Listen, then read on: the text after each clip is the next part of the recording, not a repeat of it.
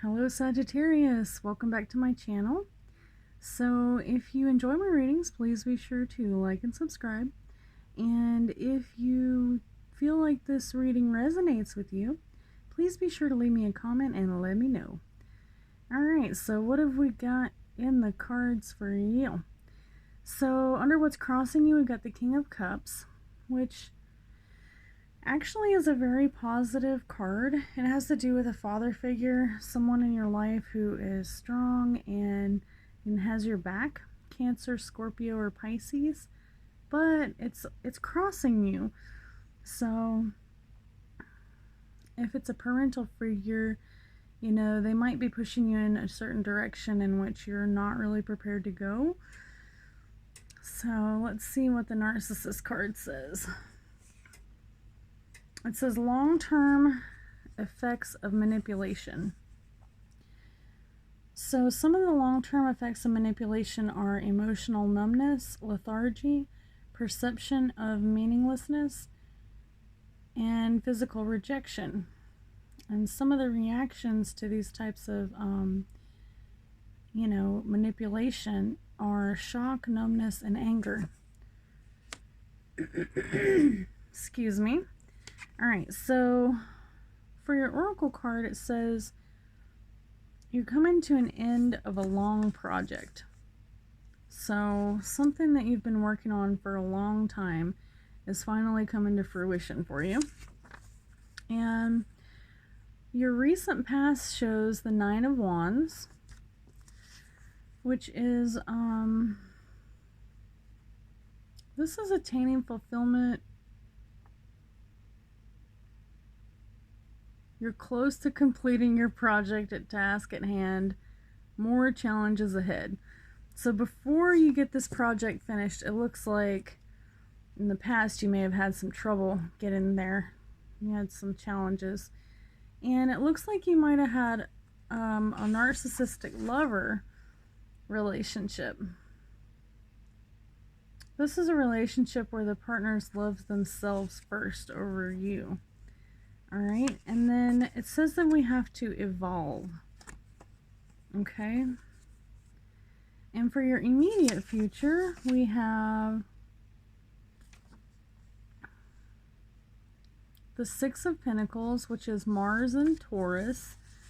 And Pentacles is earth signs, so it's definitely Taurus, but it could be a Capricorn or even a Virgo. Success, give and take relationships, balance your pride, harmony, healing, solutions, empathy, paying it forward. You may even receive a grant, or you may be balancing your books, helping others, giving and receiving and sharing wealth and generosity and charity. Financial security.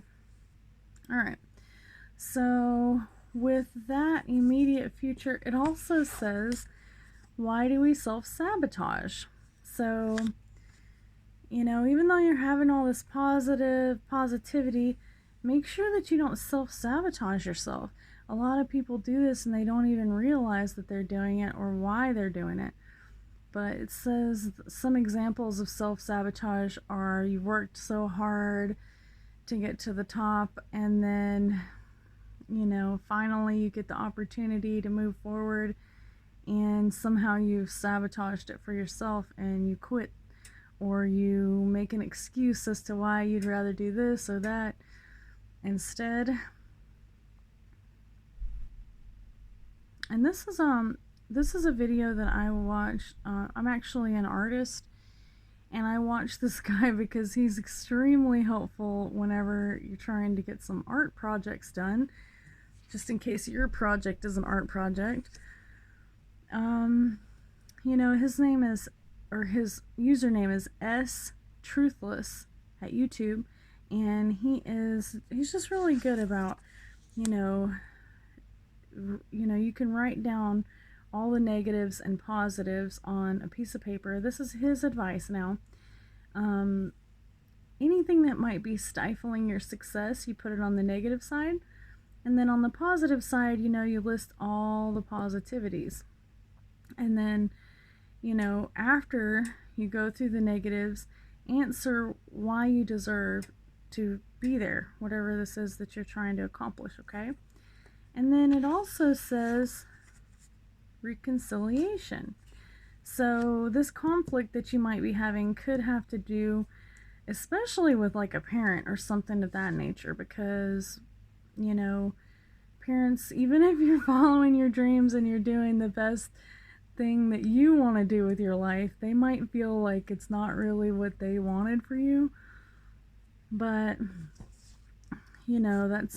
that's part of life. You can't make everybody happy, but don't self-sabotage yourself just because you're not making everybody in your circle happy, okay? You have to do what makes you happy, because ultimately you're the one who has to live with whatever it is that you're choosing for yourself, okay? So your final outcome is the Magician card. And this is a pretty good card, actually. The Magician plants a seed, and you can manifest your own future. So anything that you want to happen in the future, you just have to manifest it. You have to believe in yourself, and you have to work hard, and pretty much it will come into fruition if you continually work on it, okay?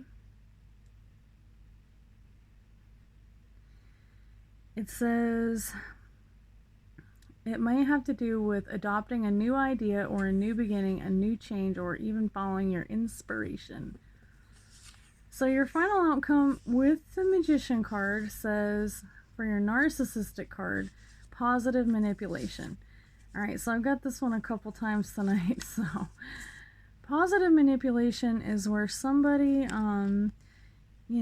acts like they're trying to do you a favor, and then they might make you feel like you don't have to worry about paying them back for whatever it is. And then, later on, they're going to hold it over your head. So watch out for positive manipulation, because people can help you when you're down, and then they can really, turn around and turn into the true manipulator whenever they need help, especially if they know that you're in a rough time. Alright, and that can cause resentment, which is your Oracle card for your final outcome.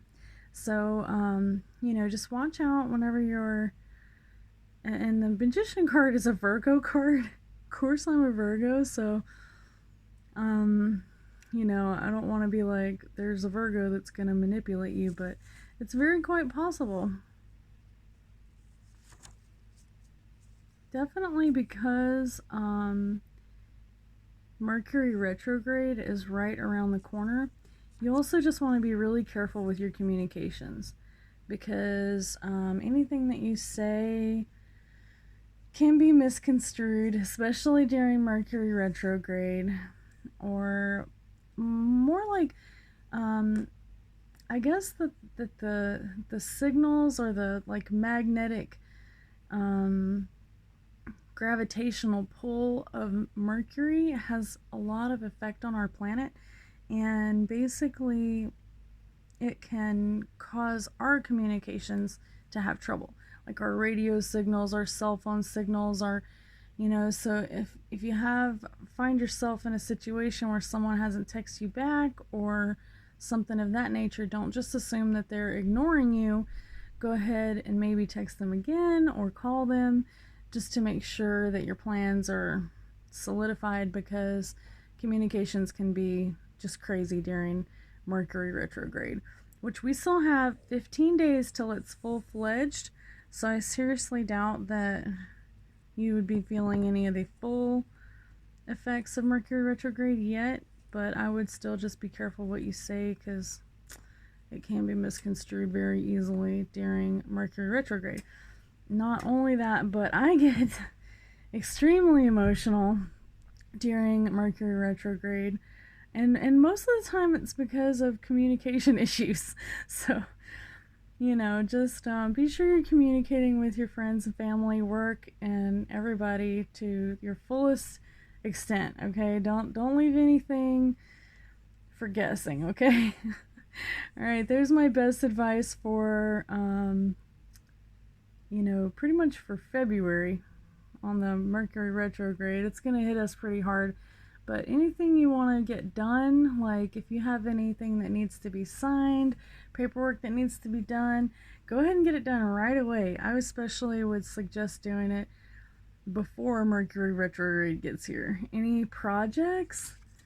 Get your projects done now, before the 30th, okay? Don't wait until Mercury retrograde or everything will fall apart, okay?